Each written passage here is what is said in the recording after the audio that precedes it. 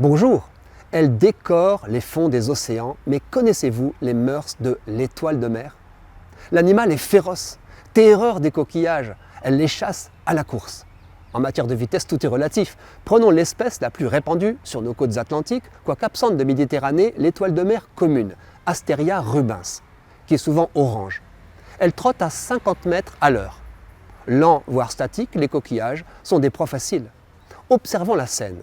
L'étoile se précipite grâce à des centaines de pieds mous ou podia qui émergent de chacun des 5 bras de sa face ventrale. Chaque pied est mu par une sorte de mini-poire à sa base et se termine par une ventouse. Ne me demandez pas comment l'animal coordonne ce dispositif ambulatoire, il n'a pas de cerveau, mais son système nerveux marche à merveille. L'étoile n'a pas non plus de sang, mais un complexe dispositif hydraulique alimenté en eau de mer. À l'extrémité souple de chacun de ses bras s'agitent de fines antennes tactiles. Au bout de chaque bras, un minuscule œil détecte la lumière. Si vous observez les 2 faces de l'étoile de mer, vous verrez 1000 détails. Chacun a son importance. Au-dessus s'alignent des piquants protecteurs entourés de pinces mobiles destinées à nettoyer l'étoile. Il y a aussi des organes respiratoires, un sas d'entrée de l'eau, un microscopique anus et, dessous, une petite bouche centrale édentée. Notre étoile atteint sa cible. Elle l'entoure de ses bras et ses puissantes ventouses l'entr'ouvrent patiemment. Il lui faut 1h30 pour vaincre une huître. Mais comment faire pour l'avaler?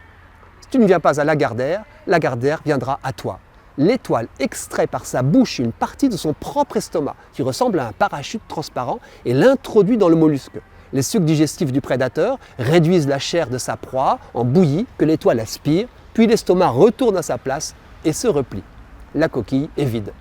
La même technique visera d'autres proies, moules, vers, bivalves qui fuient maladroitement. Ou charognes. L'étoile commune peut atteindre 50 cm d'envergure. Les pêcheurs de coquilles Saint-Jacques sont ruinés là où elles pullulent. Ils en remontent des tonnes qu'on ne sait pas encore valoriser, car elle est surtout faite d'eau et de squelettes minéral. Les scientifiques étudient aussi son stupéfiant pouvoir de régénération, car l'étoile a ses prédateurs. Friandise prisée des goélands, sa stratégie de défense consiste à autosectionner à sa base le membre saisi à la façon d'un lézard sacrifiant sa queue. On voit ainsi se balader des étoiles de mer communes à 4, 3, voire 2 bras et même, c'est rarissime, un seul qu'on nomme comète. Mais chaque bras coupé peut repousser, en commençant par la main, des filaments tactiles émergent du moignon.